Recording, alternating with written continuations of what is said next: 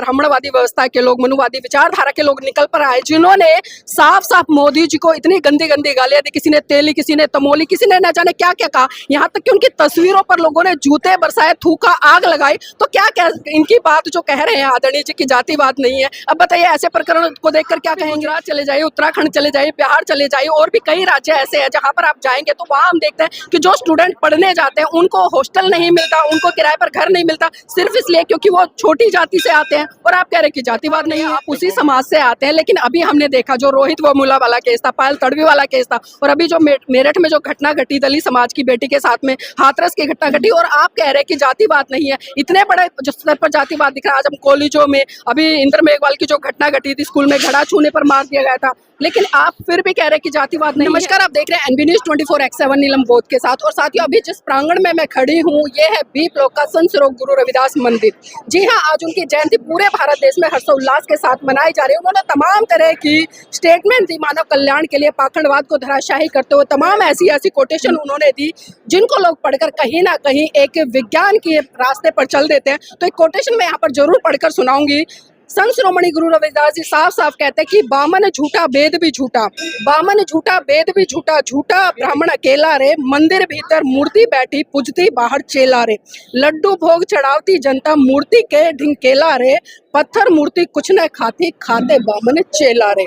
तो साथियों, आप समझ सकते हैं इन शब्दों से कितना बड़ा कुठाराघात और कितना बड़ा प्रहार उन्होंने उस व्यवस्था पर किया है, जिस व्यवस्था ने कहीं ना कहीं इस देश के बहुत बड़े तबके को गुलाम बनाकर रखा, उसके ऊपर अत्याचार, शोषण किया। तो आज मेरे साथ में दो हस्तियां हैं, और मैं दो हस्तियां इसलिए कह रही हूँ क्योंकि मंगोलपुरी विधानसभा की अगर मैं बात करूं तो ये दो कद्दावर नेता ऐसे हैं जो आमने सामने चुनाव लड़े। एक अम्बेडकरवादी है कट्टर, और एक वो है जो आरएसएस की विचारधारा का समर्थन करते हैं। तो आइए आज इन्हीं से जुड़ते हैं और इन्हीं से जानने का प्रयास करूंगी कि आज पूरे भारत देश में जिस तरह से संत स्वरूप गुरु रविदास जी की जो जयंती मनाई जा रही है, और हमने देखा कि भारत में जो यूजीसी बिल लागू हुआ और फिर उसको लेकर जो बवाल मचा, सुप्रीम कोर्ट ने स्टे लगा दिया और दो पक्ष आमने सामने खड़े हो गए। तो पहले तो मैं आदरणीय जी से जुड़ना चाहूंगी। सर, आपका नाम क्या है? पूरा नाम बताएं और थोड़ा सा अपना इतिहास भी बताएं। मेरा नाम तेज सिंह गौतम है, और इतिहास क्या, मैं सन 1990 में बाबा साहब के विचारों से जुड़ा, और बाबा साहब के विचारों से जुड़ते जुड़ते मुझे पीड़ा आई। तो मैं पीछे से आगरा का रहने वाला हूँ, जहाँ बाबा साहब को बहुत मानते हैं, उसी तरह मैं भी मानता था। परंतु जब हमने उसके बाद 1991 में बाबा साहब की मूर्ति लगाई, उसके बाद हमारे साथ जो क्रियाएं हुई, जिनको हम अपना समझते थे, बाबू जगजीवन राम को अपना मानते थे, कांग्रेस को अपना मानते थे, और जितनी पार्टियां हैं सभी को हम अपना समझते थे, हमें उस वक्त ज्ञान नहीं था। जब मैं 93 में इलेक्शन लड़ा, 1993 में, तब मुझे बोध हुआ कि बाबा साहब क्या कहते थे, बाबा साहब क्या चाहते थे। जनता दल भी था, वो भी बाबा साहब के विचारों से दूर था। पर धीरे धीरे हम सामाजिक कार्यकर्ता बनते रहे और हमने बुद्ध की शरण में जाए। तो बुद्ध की शरण में आने से हमें यह प्रतीत हुआ कि मानव को हजारों वर्ष की गुलामी को दूर करने के लिए बुद्ध का ही रास्ता है। उससे पहले हमारे हजारों साल के इतिहास में हम देखते हैं गुरु रविदास, गुरु नानक, कबीर, महात्मा ज्योतिराव फुले, गाडगे बाबा और अच्युतानंद जी, साहू जी महाराज, बहुत सब ने संघर्ष किया। पर उन जिन्होंने भी संघर्ष किया, उसमें नदी में खड़े होकर के ऐसे साफ किया, जिधर से कूड़ा आ रहा था उसको साफ किया, किनारे लगाया और अपने को अच्छा रखने का प्रयास किया।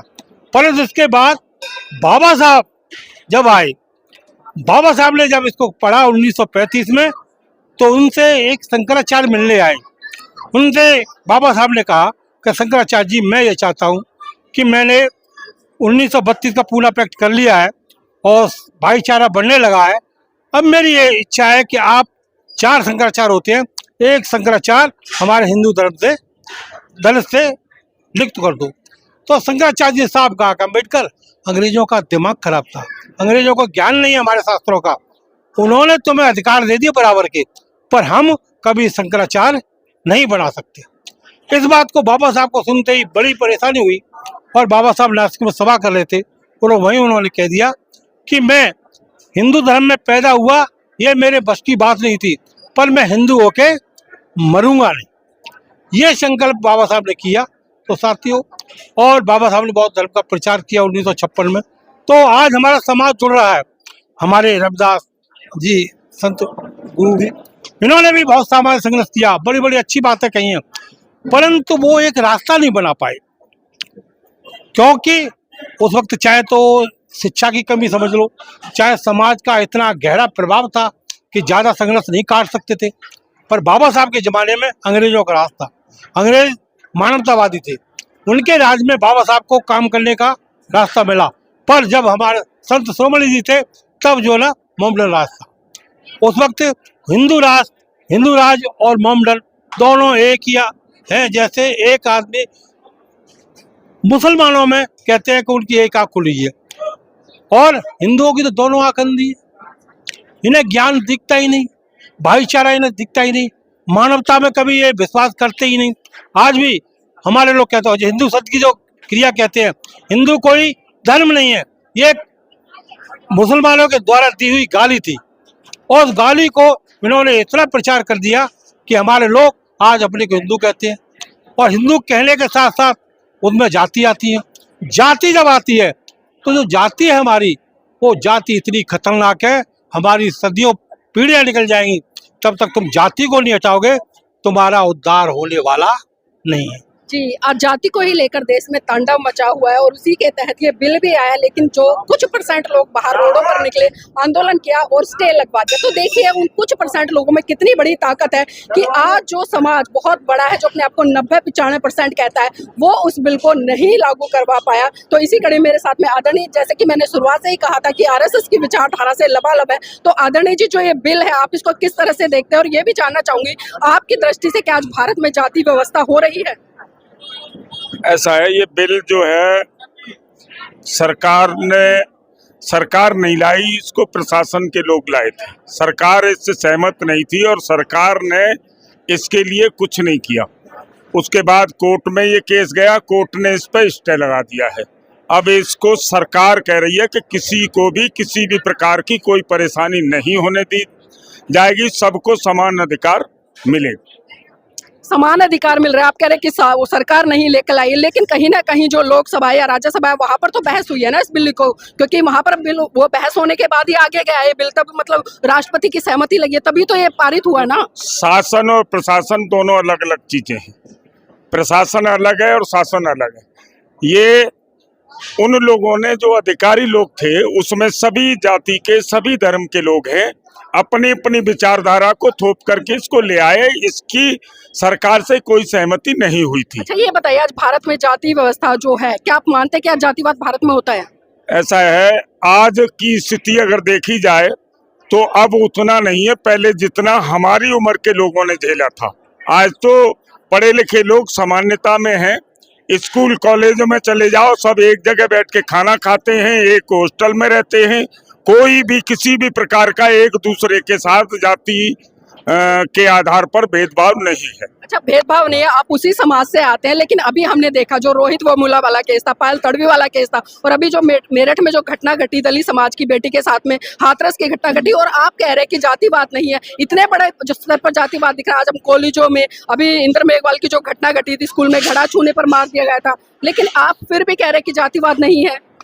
ऐसा है, आप गिने चुने मुद्दों को उनको उठा रहे हैं जिसमें एससी से संबंधित है, आप उन मुद्दों को नहीं उठा रहे जो स्वर्ण से भी संबंधित। ऐसी घटनाएं अक्सर कर होती रहती हैं और वो आज नहीं हमेशा से हुई हैं, हर वर्ग हर धर्म के लोगों के बीच में हुई है। अच्छा, आप अभी गुजरात चले जाइए, उत्तराखंड चले जाइए, बिहार चले जाइए, और भी कई राज्य ऐसे हैं जहां पर आप जाएंगे तो वहां हम देखते हैं कि जो स्टूडेंट पढ़ने जाते हैं उनको हॉस्टल नहीं मिलता, उनको किराए पर घर नहीं मिलता, सिर्फ इसलिए क्योंकि वो छोटी जाति से आते हैं। और आप कह रहे हैं कि जाति को मैं गुजरात, महाराष्ट्र, हिमाचल, यूपी, हरियाणा, पंजाब, जम्मू कश्मीर, सब क्षेत्रों में, सब प्रांतों में प्रचार के लिए गया हूं और जाटव की हैसियत से गया हूं। मुझे तो ऐसा किसी के सामने कोई भी ऐसा भेदभाव नजर नहीं आया। कौन सी पार्टी के तहत गए? कौन सी पार्टी के तहत गए? कौन सी पार्टी के तहत गए? भारतीय जनता पार्टी की ओर से। भारतीय जनता पार्टी के तहत गए, आप नेता के तौर पे गए हैं, प्रचारक के तौर पे गए हैं, आरएसएस के भी प्रचारक आप, तो क्या लगता है आपको वो जगह नहीं देंगे? आप तो पार्टी प्रचार के लिए जा रहे हैं ना, आपको तो ऑफिस भी मिलेगा, अच्छी व्यवस्था भी मिलेगी, लेकिन बात करूं मैं आम लोगों की। ऐसा है, मैं आरएसएस से द्वितीय वर्ष शिक्षित हूँ। मेरा पूरा परिवार आरएसएस से है। आरएसएस से मेरा एक बेटा अधिकारी है। वहाँ समानता है, कोई जातिवाद नहीं है किसी एक व्यक्ति को। कहाँ समानता है आदरणीय जी? मैंने कई बार सुना है कि आरएसएस समरसता की बात कर लेती है लेकिन समानता की बात नहीं करती। ऐसा है, ये आप लोगों को लगता है, हम लोगों को लगता है ऐसा कुछ नहीं है, कोई जातिवाद नहीं है। अच्छा आदरणीय जी, आप क्या कहना चाहेंगे? अभी वो कह रहे हैं कि कोई जातवाद नहीं है और जो आरएसएस है वो समानता स्थापित करती है, सहमत है इनकी बात से? ये मैं सहमत नहीं हूँ, परंतु पहले जो था उन्होंने पहले भी कह दिया है, इसमें बदलाव आया। पर एक बात कहना चाहता हूँ, आज हमारी राष्ट्रपति मुर्मू जी हैं, प्रधानमंत्री मोदी जी हैं, पिछड़े वर्ग से आते हैं, हमारे कानून मंत्री मेघवाल जी हैं, शिक्षा मंत्री भी हमारे जाटव समाज से हैं। पर शिक्षा की क्या पोजीशन हो रही है, ये जो चीज़ है ना, इनका जो अंतर है, इनको समझने में टाइम लगेगा और उसके लिए समाज को शिक्षित होना पड़ेगा। समाज को शिक्षित होना पड़ेगा, तब इस कानून की व्यवस्था होगी। अभी आपने मोदी जी की बात करी। हमने देखा जैसे ये बिल लागू हुआ तो तमाम ब्राह्मणवादी व्यवस्था के लोग, मनुवादी विचारधारा के लोग निकल पर आए, जिन्होंने साफ साफ मोदी जी को इतनी गंदी गंदी गालियां दी। किसी ने तेली, किसी ने तमोली, किसी ने न जाने क्या क्या कहा। यहाँ तक कि उनकी तस्वीरों पर लोगों ने जूते बरसाए, थूका, आग लगाई। तो क्या क्या इनकी बात जो कह रहे हैं आदरणीय जी की जातिवाद नहीं है, अब बताइए ऐसे प्रकरण को। अब ये तो देखो, बड़ी बारीकी क्रिया है ये, क्योंकि कुछ आग से तपस से दूर रहते हैं, कुछ आग में जलते हुए हैं। पर बाबा साहब जब वो बड़ौदा गए थे, बड़ौदा से जब स्टेशन आए थे, बाबा साहब पढ़े लिखे थे, उनमें 32 डिग्रियां थी। उसके बाद भी वो चीफ अकाउंट पद से आए थे। जब उन्हें लताड़ा गया पारसी धर्मशाला में, तो बाबा साहब को बड़ी पीड़ा हुई। बाबा साहब बड़ौदा के स्टेशन पे गए और एक पीपल के पेड़ के नीचे उन्हें नींद आ गई। तो वहाँ वो एक सपना देखते हैं, क्रिया देखते हैं कि अरे छतु अछूतो, मैं क्या कहूँ, मैं इतना पढ़ा लिखा होने के बाद मेरे साथ इतना अभद्र व्यवहार हुआ, केवल मैं पारसी धर्मशाला में ठहर गया था इसलिए। तो तुम्हारी क्या हालत होगी, मैं इतना पढ़ा लिखा हूँ, मेरे साथ इतनी दुर्गति है, तो आप तो अनपढ़ हैं, अशिक्षित हैं, असमर्थ हैं, निर्धन हैं, अज्ञान हैं, तुम्हारी तो परेशानियों की कोई सीमा ही नहीं है। तब बाबा साहब ने सपना देखा और कहते हैं, अरे दलितों, मैं अब यह जान चुका हूँ, यह तुम्हें जीना है तो मरने के लिए तैयार हो जाओ, या ऐसा नहीं कर सकते तो एक बात और मैं कहना चाहता हूँ कि आज से आप बच्चे बनाना बंद कर दो, 100 साल में हमारा वंश मिट जाएगा, या जुर्म करो मत, या जुर्म सहो मत। और यह कह के बाबा साहब कह सके, और उसी पे बाबा साहब ने सभी पदों से इस्तीफा दिया और संकल्प किया कि मैं इस जाति भेद को मिटाने के लिए काम करूंगा। जातिवाद मिट रहा है, मैं भी मानता हूँ मिट रहा है, पर आज क्या देश में स्थिति हो रही है, ना हमारे कानून मंत्री बोल पाते, ना हमारे राष्ट्रपति बोल पाती, ना हमारे प्रधानमंत्री बोल पाते। क्यों? तो 85% में आते हैं हमारे, तो अब पिछड़े वर्ग के प्रधानमंत्री, और पिछड़े वर्गों के साथ ऐसा हो रहा है, दलितों के साथ ऐसा हो रहा है। यह सब एक राजनीतिक क्रिया है, इसमें आदमी को समझना होगा। क्योंकि बाबा साहब ने भी कहा है, भगवान बुद्ध ने भी कहा है कि स्वामी आदमी का कोई स्वामी नहीं है, खुद ही अपना स्वामी खुद है। जिस दिन ये जानने लगेंगे, मानवता में आएंगे। अब देखो, जाति ऐसी चीज है, बाबा साहब ने लखनऊ में एक बात फिर कही थी, वल्लभ भाई पंत जो होम मिनिस्टर, वो चीफ मुख्यमंत्री थे यूपी के, उन्होंने एक सभा कराई थी, बाबा साहब को मुख्य वक्ता बनाया। बाबा साहब ने भाषण में कहा कि लोगों, मैंने सन 1920 से और 56 आ गई है, मैंने तुम्हारे लिए काम किया है, और ये जो जाति है ये मरने के बाद भी नहीं जाती। जब कोई शमशान में जाता है, कौन मर गया है? भाई रामलाल चमार मर गया है। कौन मर गया है? भाई धर्म सिंह कट्टी मर गया है। कौन मर गया है? भाई रमेश वाल्मीकि मर गया है। कौन मर गया है? भाई तेज सिंह जाटव मर गया है। ऐसे कहते हैं। शमशान में जाता है पर जाति फिर भी नहीं जाती। तब बाबा साहब ने कहा, हे मेरे लोगों, मैं तुमसे हाथ जोड़ के अपील करना चाहता हूँ कि इस जाति को छोड़ दो, और मैंने जो बुद्ध की शिक्षा ली है, बुद्ध का जो धम्म लिया है, उसे स्वीकार कर लो। बाबा साहब इतना कह के चुप हो गए, और जब वल्लभ भाई पंत जी उठे, तब उन्होंने कहा कि भाई यदि बाबा साहब ने जो बात कही है, यदि अम्बेडकर मेरे से ये कह दे कि मेरे पैर के जूतों के फीते बांध दो, तो मैं फीते बांधने के लिए तैयार हूँ, पर हमारा समाज आज भी बाबा साहब की उस विचारधारा को मानने के लिए तैयार नहीं है, जिससे सारे दुख होते हैं। मैं मानता हूँ ब्राह्मणों में भी गरीब होते हैं, पर उनके साथ जाति अन्याय नहीं होता। बनियों में भी गरीब होते हैं, उनके साथ जाति अन्याय नहीं होता। हमारा आदमी थोड़ा संपन्न हो जाए तो उसकी जाति का अभाव कम हो जाता है, दुख कम हो जाते हैं। पर जो गांव देहातों में रह रहे हैं उनमें भी आज भी जाति का भेद बरकरार बना हुआ है। आदरणीय जी, अभी इन्होंने कहा कि व्यक्ति संपन्न हो जाता है तो जाति का जो एक भेद है वो थोड़ा कम हो जाता है संपन्न होने के बाद में। लेकिन हमने देखा भी पिछले दिनों जिस तरह से सुप्रीम कोर्ट के chief justice V R Gavai, उनके ऊपर जाति के आधार पर जूता फेंका गया, उनको गंदी गंदी गालियां दी गई, तरह तरह के मीम्स बनाए गए। और इसी तरह से भी माननीय प्रधानमंत्री के भी बहुत गंदे गंदे मीम्स उन लोगों ने बनाए जो इस देश में 3% है, जो ब्राह्मणवादी व्यवस्था से लबालब है। तो आप कैसे कह रहे हैं कि जो जाति व्यवस्था आज भारत में नहीं है, लेकिन हम देख रहे हैं कि आए दिन आज मोदी जी की इतनी वीडियो वायरल हो रही है सोशल मीडिया पर जिसमें कि लोगों ने बहुत ही गंदी गंदी गाली दे रहे हैं। तो क्या ये जातिवाद नहीं है? देखो, अभी डॉक्टर भीमराव अम्बेडकर के बारे में ये बात कर रहे थे, पढ़े लिखे और अनपढ़ लोगों के बारे में। डॉक्टर भीमराव अम्बेडकर ने कभी भी, जैसे ये विरोधी लोग इस तरह की भाषा इस्तेमाल करते हैं, डॉक्टर भीमराव अम्बेडकर ने कभी नहीं की। डॉक्टर भीमराव अम्बेडकर जब बाल अवस्था में पढ़ने स्कूल गए थे, मेरा सवाल पहले मोदी जी को लेकर था, उसका जवाब दीजिए। मैं बोलूंगा।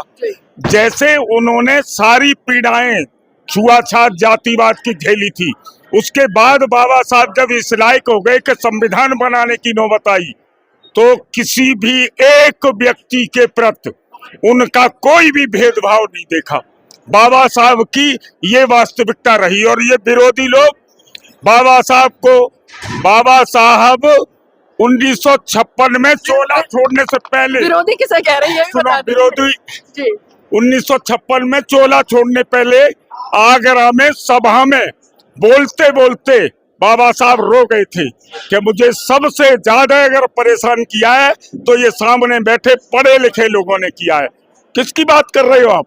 बाबा साहब को तो इन लोगों ने भुलाया है, बर्बाद किया है। उनके बताए हुए मार्ग पर चलने के लिए इनके पास समय नहीं, अपने फायदे के लिए, अपने लाभ के लिए ये काम करते, बाबा साहब के बताए हुए मार्ग पर नहीं चलते। देखिए, कहीं ना कहीं हर व्यक्ति अपना पक्ष रखता नजर आता है, जो जिस विचारधारा में उसका समर्थक करता नजर आता है। लेकिन साथियों, फिर भी मैं कहूंगी, क्योंकि बाबा साहब से ज्यादा पढ़ा लिखा इस भारत देश में नहीं बल्कि पूरे विश्व में कोई भी व्यक्ति नहीं है। अगर जो व्यक्ति उनकी ही बातों को काटता है तो आप समझ सकते हैं कि उसका मानसिक स्तर कितना ऊंचा होगा या कितना नीचा होगा, मुझे कहने की जरूरत नहीं है। तो साथियों, मैं चाहूंगा इस वीडियो को लाइक करें, शेयर करें और कमेंट करके अपनी प्रतिक्रिया जरूर दीजिएगा कि आज की इस महत्वपूर्ण चर्चा से आप क्या समझे।